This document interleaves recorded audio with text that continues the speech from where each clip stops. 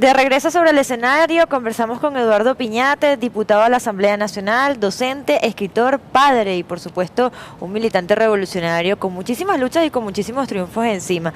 Hablamos antes de ir a la pausa, Eduardo, diputado, sobre ese momento en el que viajó a la formación de cuadros en Cuba. Su gran capacidad para recordar hechos históricos de la Liga Socialista, pues lo llevan allá. Háblenos un poco de qué son los cuadros de formación en Cuba y cómo fue esa experiencia.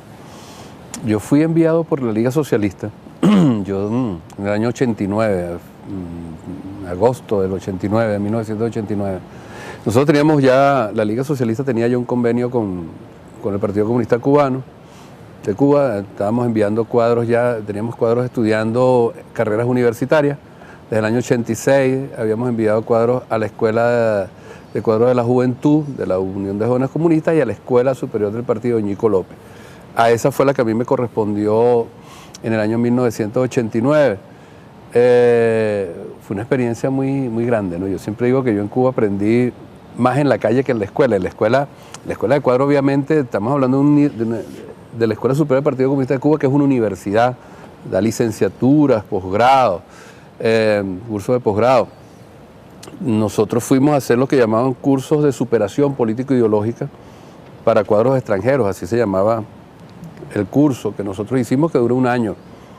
Y estuvimos un año en Cuba, la conocimos muy bien, de cabo a rabo. Tuvimos miles de posibilidades de interacción con el pueblo cubano, con sus trabajadores, con sus mujeres, con su juventud, con los niños y las niñas.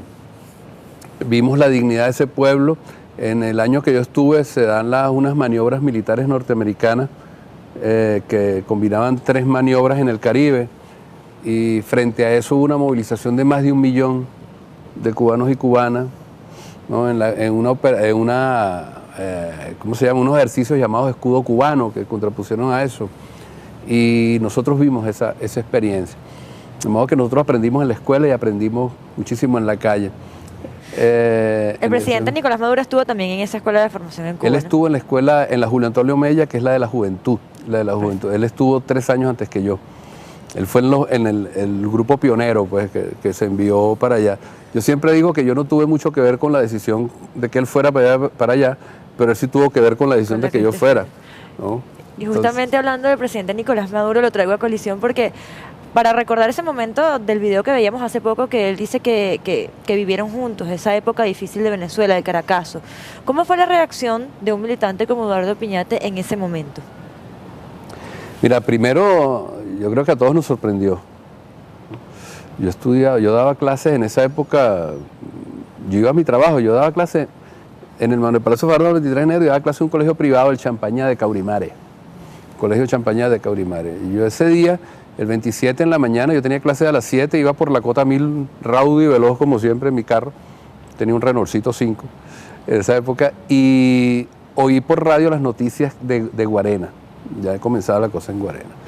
Ese día también tenía, en la tarde, yo estaba en la maestría de Ciencia Política en la Universidad Simón Bolívar, y tenía clases en la tarde, o sea, di mi clase hasta mediodía en el Champañá, de ahí salí, me fui a la Universidad Simón Bolívar, donde tenía clases en la tarde, en la maestría.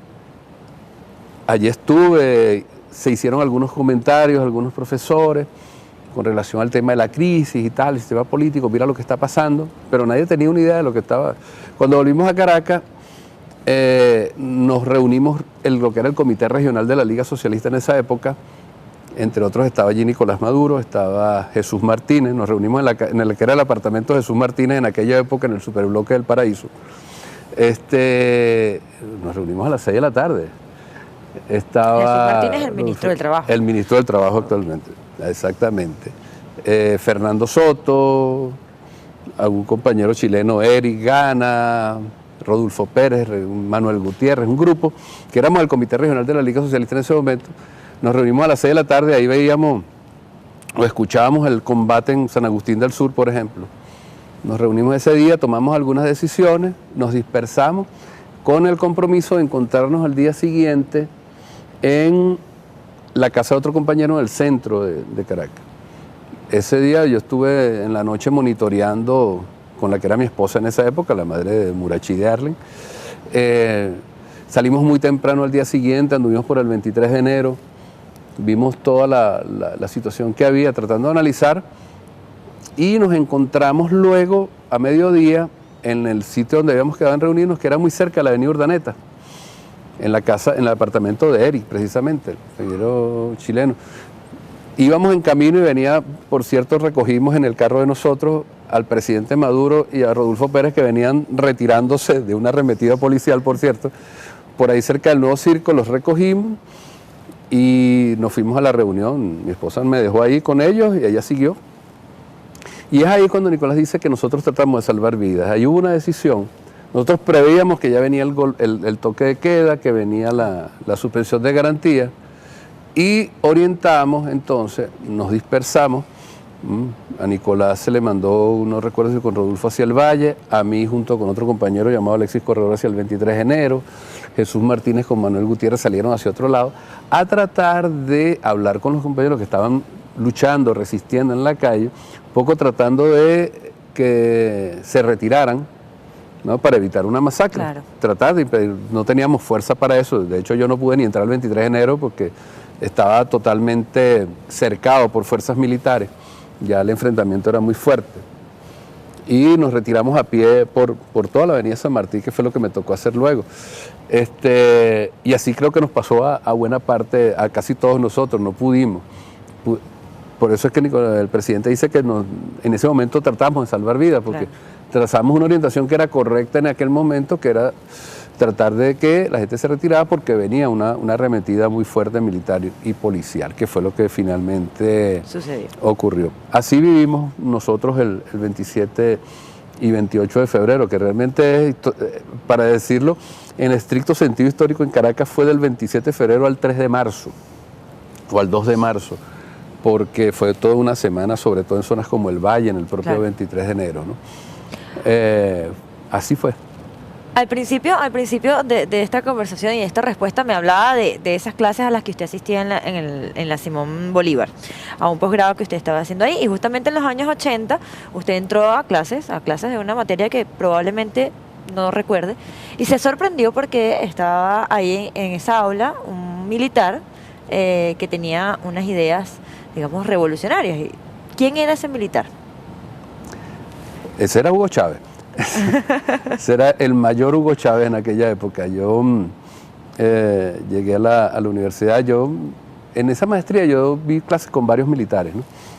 Recuerdo un capitán, creo que era de la Guardia Nacional, eran muy militares, ¿no? Chávez no, Chávez era otra cosa, ¿no? Yo recuerdo que, y hacía comentarios políticos. Nosotros veíamos una materia muy política que creo que se llamaba algo así como la economía venezolana de los años 80, algo así era. Te estoy hablando del año 89, ¿sí?, cuando yo vi esa materia con el compañero comandante supremo.